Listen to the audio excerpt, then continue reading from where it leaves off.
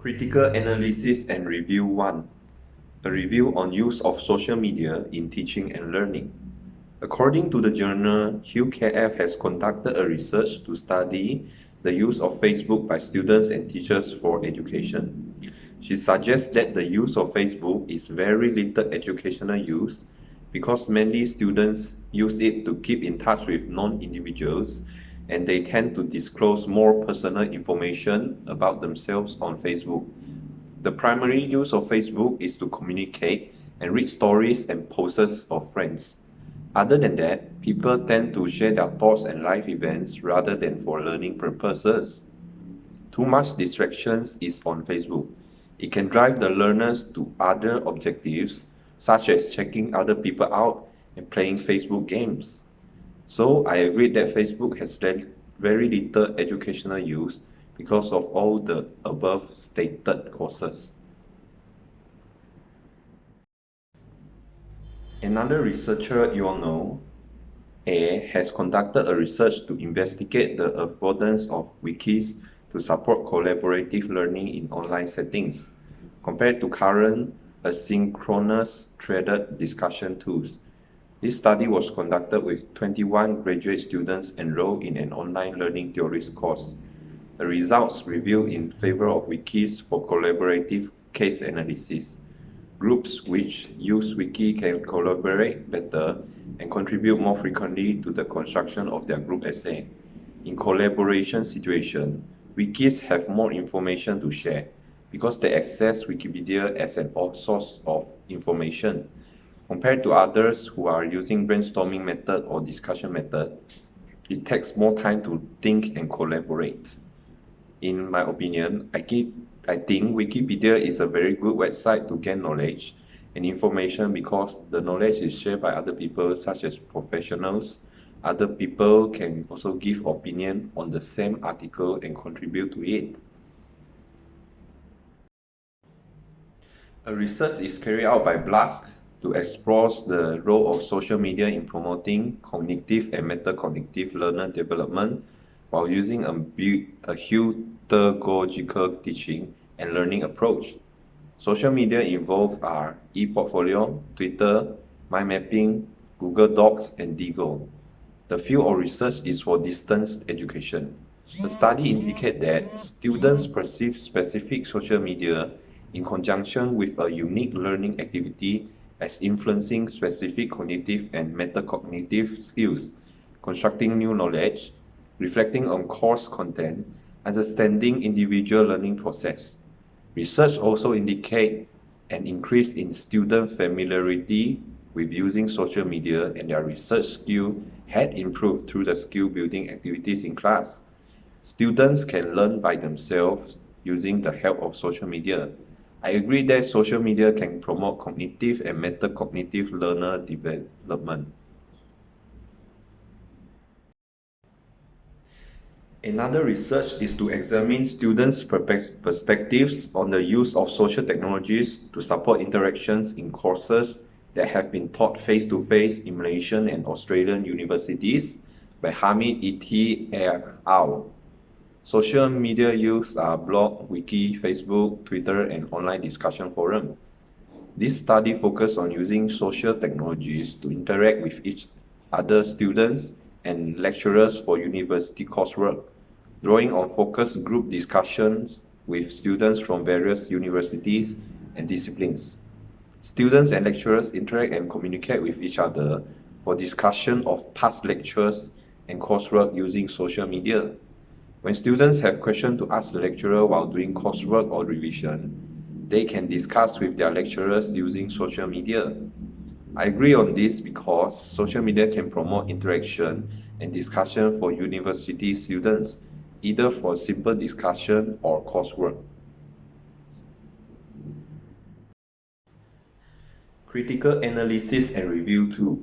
Role of social media in teaching learning process. Examples of social media for education is Facebook, Twitter, LinkedIn, Google+, message boards, and blogging, where Facebook is the top. Microblogging is used by educational institutes to make announcements. Blogging has increased popularity over the years. Technologies for pedagogical purposes are adopted by schools and social media are introduced into the classroom. Programs allowing interaction via virtual social networks also brought the revolution into further applications. Diverse social groups can interact with each other. A massive open online course is also a type of online learning. Massive open online course can be offered and spread through online social network.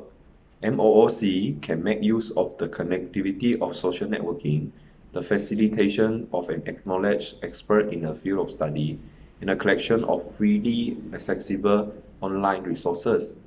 MOOC has open educational resources to provide anyone, anywhere in the world with the same content available at the most prestigious universities and by the most renowned specialists for a more structured education and the award of degrees. The most popular social media site is Facebook. It provides room for students to ask and answer questions. When students is at home and in the process of doing their homework, they can post a question in the Facebook group so that other group member can help answer it. Teacher can also use Facebook as a flipped classroom.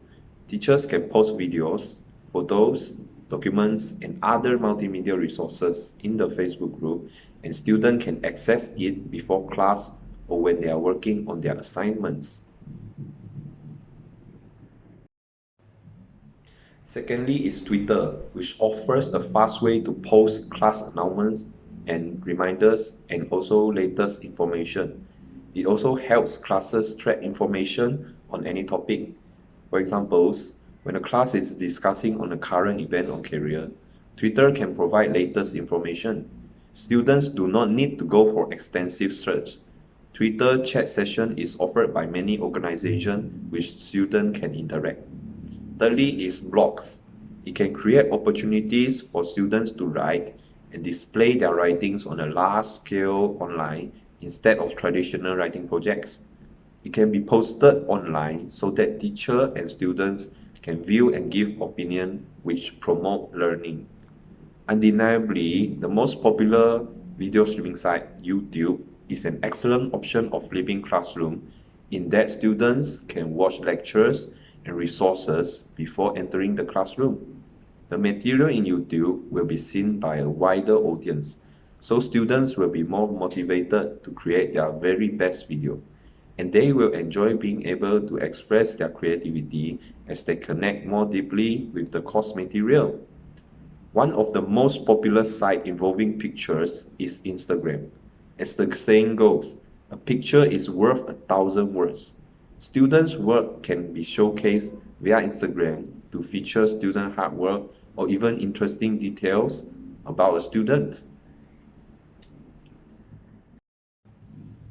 A technology popular with teachers and students is Google Docs. These tools can collaborate students and teachers on assignments, projects, newsletters, and also among other things. More than one person can work on the same document at the same time. By doing so, Google Docs can promote the teamwork. The positive impact is social media allows students to contact each other easily regarding their projects and assignments. Group assignments can be worked on at home. Students who have difficulty expressing their thoughts can use social media to do so in class. By doing so, they can be involved in the learning process too. It also helps to build their confidence level. Teachers can stay in touch with parents to know the progress of the children at home. Successful social networking skill sets can also be learned. Learners can connect and collaborate with each other outside institutional boundaries, as well as to gain practical experience for the workforce. New concepts such as online privacy are also being taught to students. The negative impacts of social network to students are that they have become prone to frequent mood and self-control fluctuation. A recent study shows that whenever someone uploads a profile picture, it immediately affects the mood of students. Stress, anxiety, or fear is produced by them. Some students will also refuse to study but spend time on social networking website rather than studying or interacting with the people in person. Students will chat with friends online and time will be wasted that could have been used for studying. Too much usage of social media will also reduce their ability to engage other people face to face. Students should be aware that social media is just a virtual world. We use it for communication and learning purpose, but should remember to come back to the real world.